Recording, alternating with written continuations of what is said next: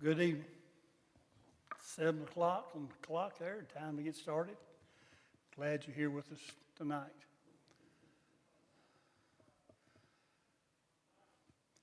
I have a word of prayer before we get started. And Matt, would you lead some prayer, please?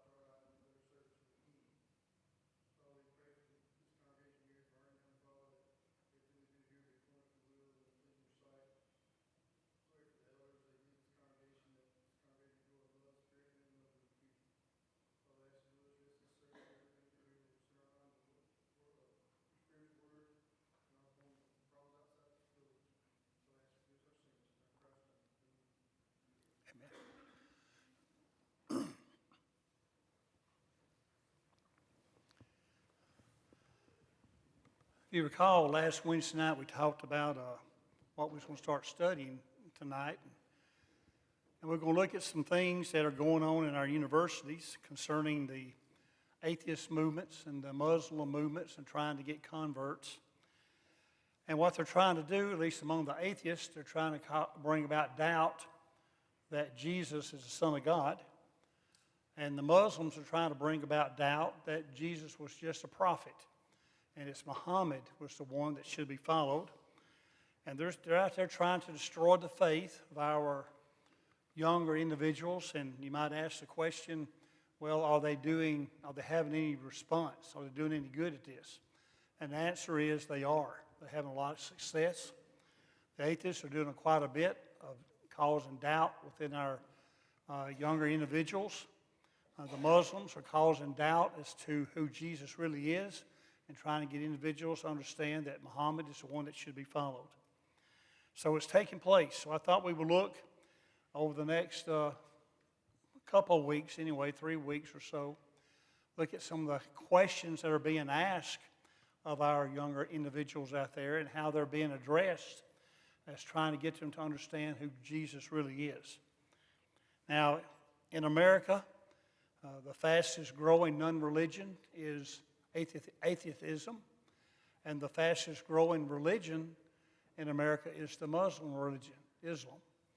So they're having a lot of success in going about and trying to convince people that Christianity is wrong or there's nothing to it, and we need to be able to confront that and try to understand where we need to stand as answering these questions.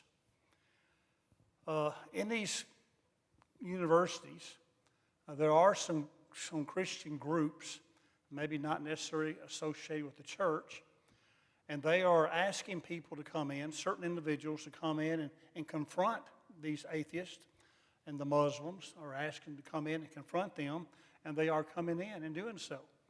And they'll announce it at these universities and trying to get a group, and they'll get a pretty good group of individuals. Generally, it's outside, just outside somewhere, and they will begin to ask the people there will ask questions to these individuals. What about this? What about that? And they answer them in a very good way. I don't always necessarily agree with everything that they have to say from a Christian standpoint, answering these questions, but they do a very good job in trying to get the truth across as to at least who Christ is, and showing that He is the Son of God, trying to get that across. Now, when these people come and these students ask these questions, many of them are very cordial. I mean, they're very nice about the question they want to ask, but there are some that are not very nice. I mean, they come up there with the attitude that they know everything, and they're going to teach these Christians something about what they're going to be discussing, and they try that. And sometimes profanity is used quite often. And it'd be good if we could show these on the screen, some of these questions, but I don't know if it's we have the copyright to do that to begin with, but also some of those who are responding, asking questions, I use a lot of profanity. And they get pretty high rate about it, and therefore we wouldn't want to show that. But this is taking place. And again, it'll be something good that we need to understand what's taking place out there. So especially our younger folks who are going to be going to these, maybe some of these universities in a sense, but helps us as adults understand what's going on as well. So I got these questions that they're asking. We're going to, and some of them are pretty long, but I sort of condensed them into what they were trying to say or what they were questioning. So here's the first one. I don't feel like I have any reason to believe the teachings of Jesus over any other religion. So why do you think, based on the teachings of Jesus, Christianity is correct over other religions? And this may be the most asked question. I know, why Christianity? Why Jesus? Why can't we go out here and just believe anything I want to? And that's asked quite a bit. Why isn't one religion as good as another? Now, we hear it quite a bit within Christianity. Isn't one church as good as another? But they take it up a notch, and basically they're saying, isn't one religion as good as another? Well, here's how we can go about answering that question about, why Jesus, why Christianity? Well, one way to answer it is, well, the way Jesus treated people. That makes a difference. In Matthew 14 and verse 14, we see that Christ was a very compassionate person, and he was that indeed. He healed a lot of people. He did a lot of teaching in this way. So that is one reason. You just look at the way Jesus treated people. And you look at the way some of these other religions go about treating people. And I say religions, maybe Muhammad or Buddha or somebody else. If you were to compare the way that they treated people, you would see that Jesus was on the top. He treated people with compassion. And he did a lot about this, a tremendous amount of respect he had for people. And you don't always find this among these leaders that started these religions. So you might say, well, that's not very profound, but yes, it is. When you ask them, you compare what Muhammad did, you compare what Buddha did, or you compare maybe what Gandhi did, and you compare what Jesus did, you'll see he treated people in a whole different way. A very much of a different way he did. A very compassionate way in what he did. Another way you can answer this, why Jesus not some of these others? Well, Jesus led a sinless life.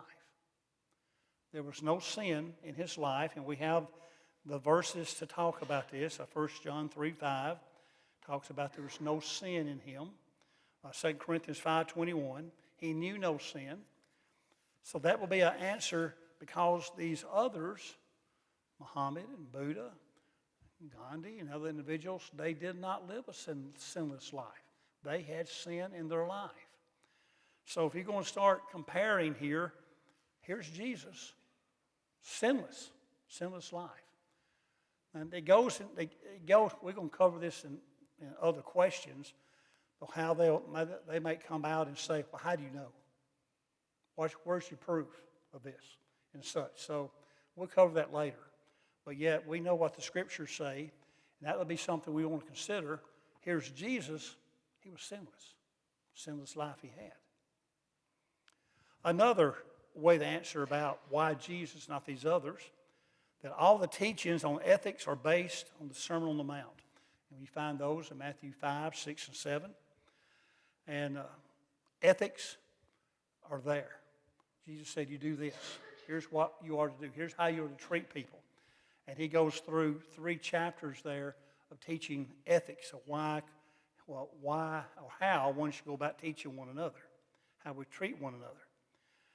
And that shows us that Jesus was in touch with what was going on around him, because what he taught was not taught among the people of that day. Really, any day, or the ethics that he brought about are being taught. So Jesus said, here's what you do. Here's how you treat your brother. You treat it in the way you want to be treated. You love your enemies. That's what you do. But none of the other religions teach that. So his teachings on ethics are quite different than all these other religions, because many of these other religions say you take revenge on somebody who has mistreated you. You hate your enemy. You don't love your enemy. So therefore, Christ is quite a bit different on how you go about treating others. And you find that in Matthew 5, 6, and 7 when he gives the teachings on ethics. That's what it's about there, how we treat one another and such. So again, compare to what Christ taught on ethics and what to do. Another good way to answer that question, why Jesus and not someone else, is this. In the moment of his most excruciating death on the cross, instead of cursing his enemies, he prays for his enemies. And there in Luke 23:34, he asks for forgiveness. Forgive them, they know what they do. In 1 Peter 2:22, there was no guile found in his mouth, nothing. And that should cause us to want to respect somebody that would do that would treat others in that way. And you would think, how can he do it? If I were in his shoes, what do? Well, I begin to focus on others, or maybe on myself and not others. In other words, if I were in Jesus' shoes here, I probably would be cursing my enemies, but he didn't curse them. If I was in Jesus' shoes, I'd be crying out, I'm innocent. You got the wrong person. I didn't do any of the things I've been accused of. But you didn't find that in the words of Christ. And that shows that Christ was different. He was different from anyone that ever walked this earth.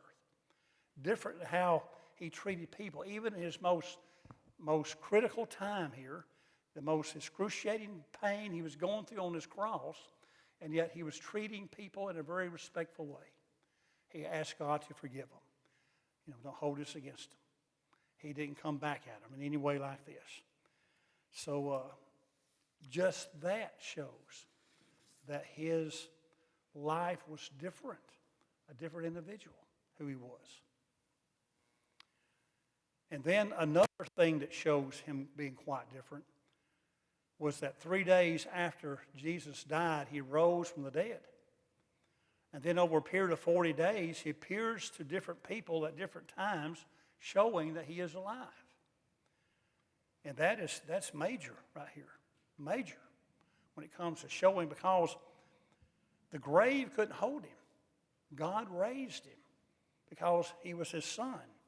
And you go back and begin to look at all the prophecies that were made about him hundreds of years before he came to this earth, and yet he fulfilled all of them. In particular here, this one here, where God would not leave him in the grave.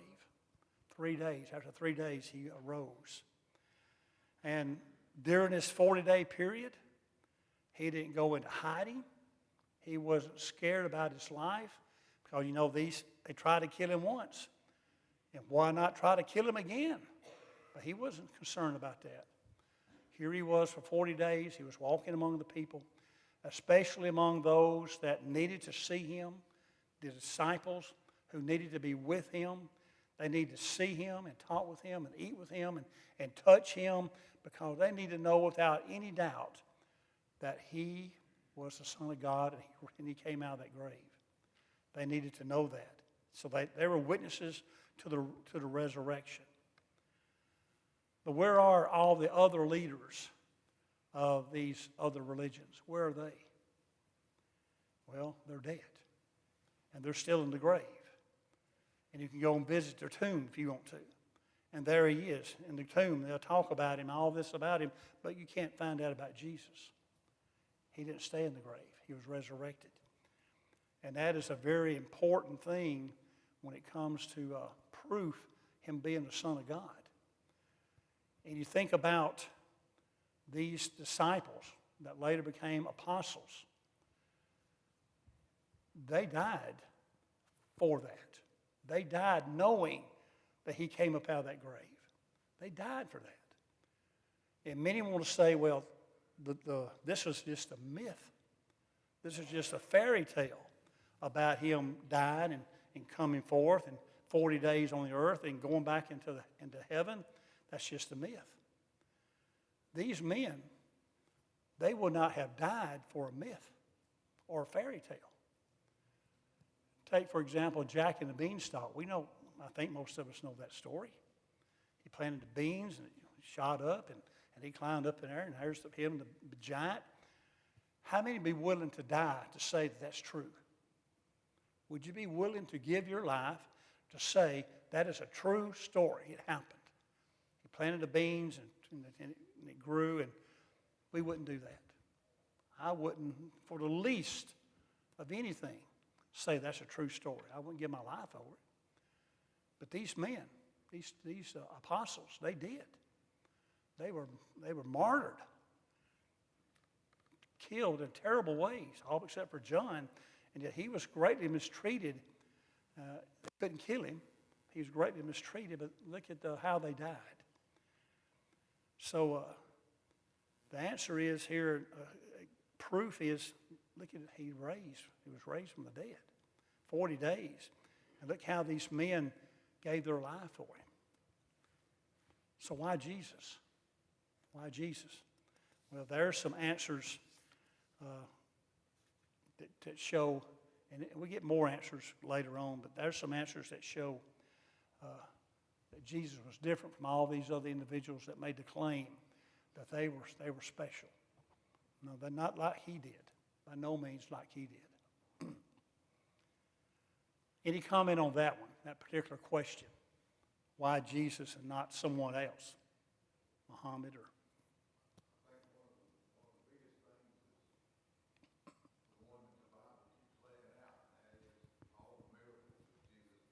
Mm-hmm. Yeah.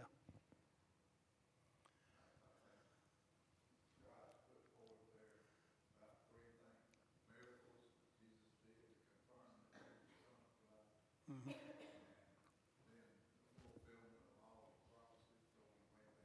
Mm-hmm.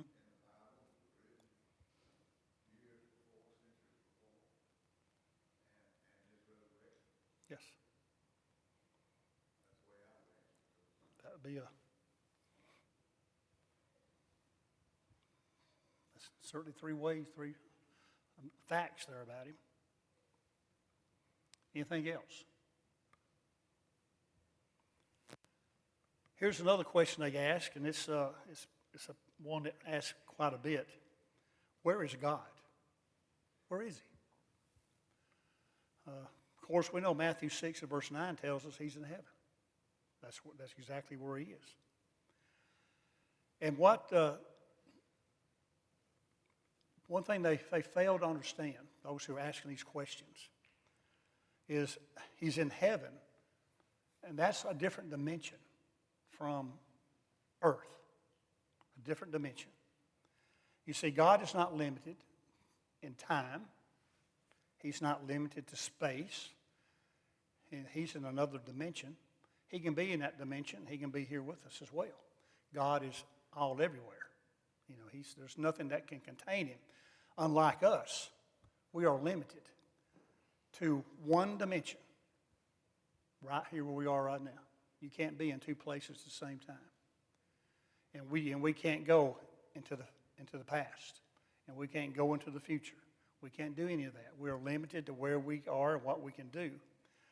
But what God did, he brought Jesus and limited him for a period here of 33 years to one dimension so we could see what God's like.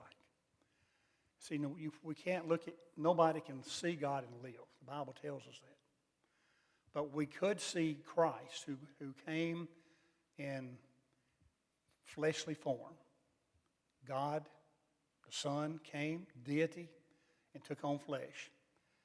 And for 33 years he was here so that we could see him. We couldn't, but the people there could touch him and talk with him and eat with him. All this they could do.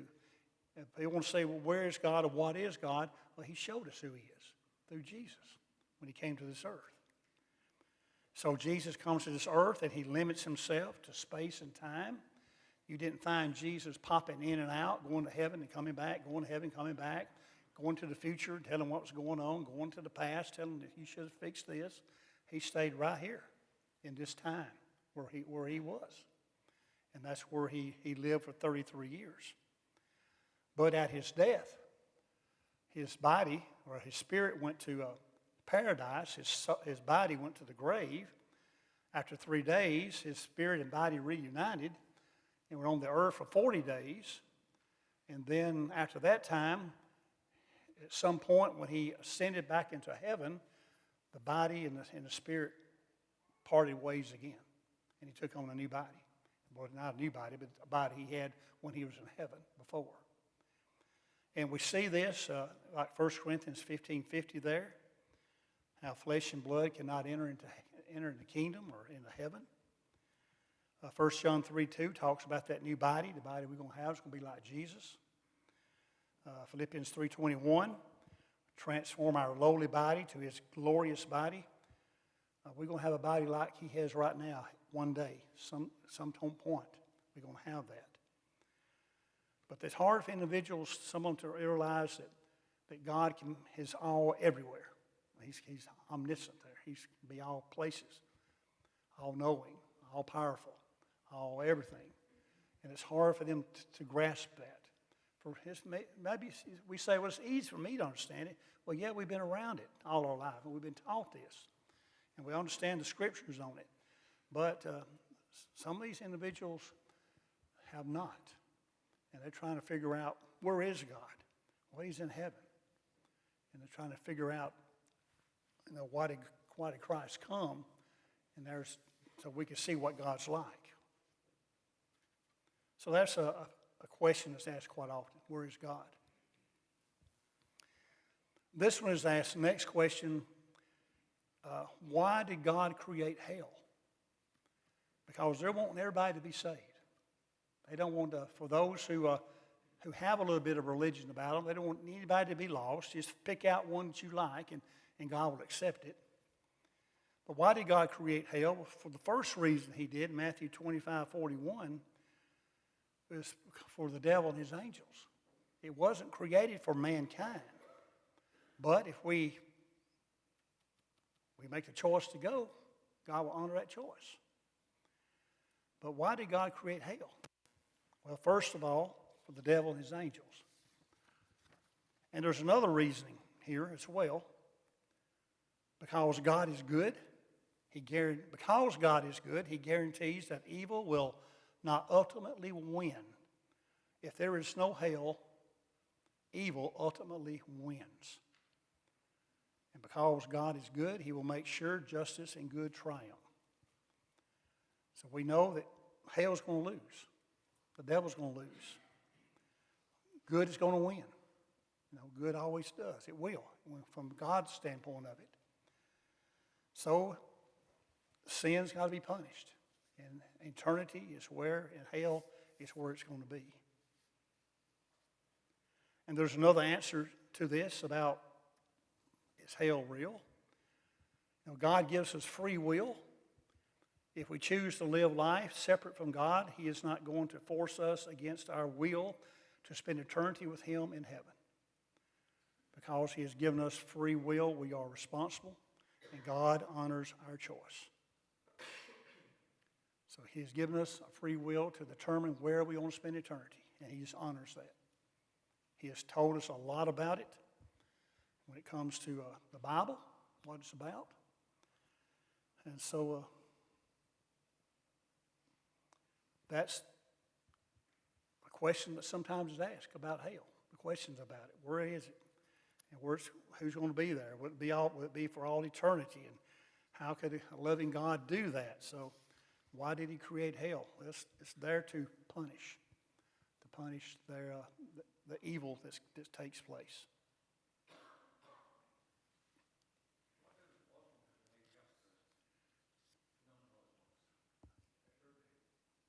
I don't know.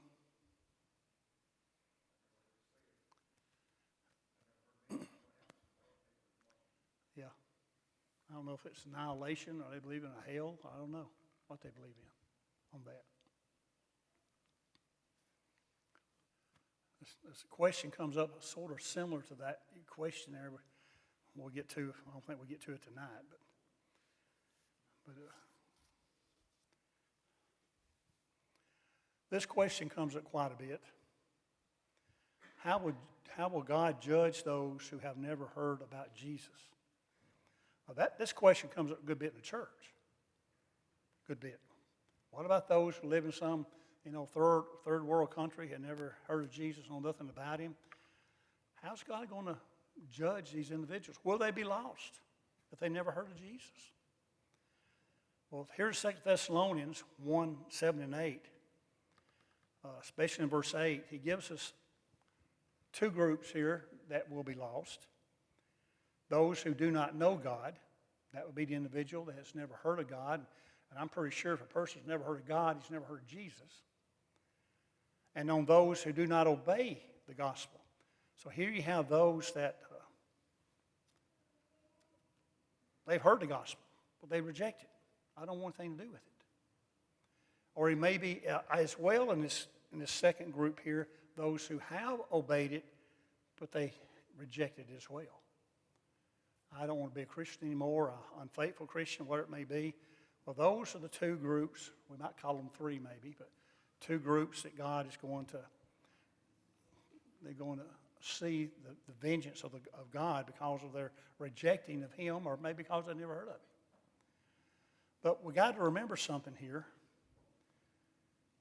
We might say, well, why would God condemn somebody that never heard the gospel? Why would he do that?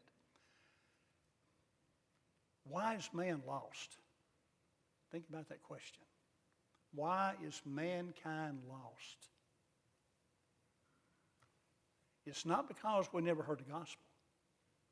It's not because one has never obeyed the gospel. It's because he is lost. Man is lost because of sin. We all sin. And for the person that's in a third world country or whatever, never heard of God, he's a sinner just like we are. And God's going to punish sin. So it's not that this individual never heard. He's just a sinner, like any of us. And we have made preparation to get forgiveness of this sin and forgiveness of our continual sins that we'll commit in the future, whatever. That's the thing about what we have done versus what they have not done. Now, it's up to us to do our best to go into all the world and try to teach the gospel to individuals. And the Great Commission is on that. So you have that. We need to do what we can in doing this. So that question was asked about those who never heard about Jesus.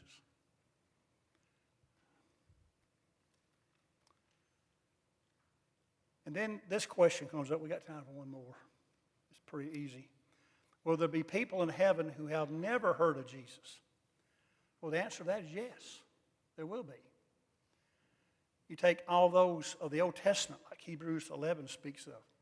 Abel, Enoch, Noah, all those in Hebrews chapter 11, the faithful, they never heard of Jesus.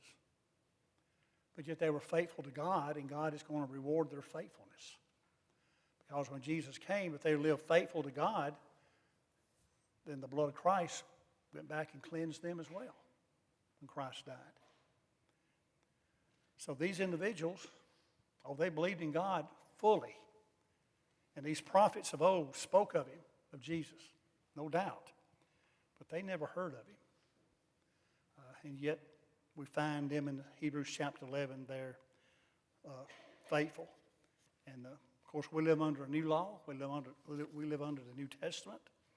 We're not under the old law. Therefore, we operate as well by faith. Faith is our part. Grace is God's part. He made it available, salvation available. Now, are we going to take it by faith and do what he says to do?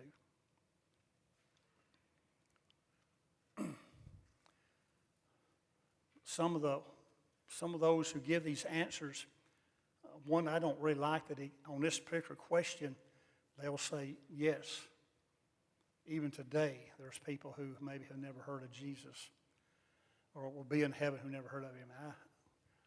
They justify it somehow, but not all the answers they give are correct. But in this case here, you have those in Hebrews 11, the Old Testament, that will be.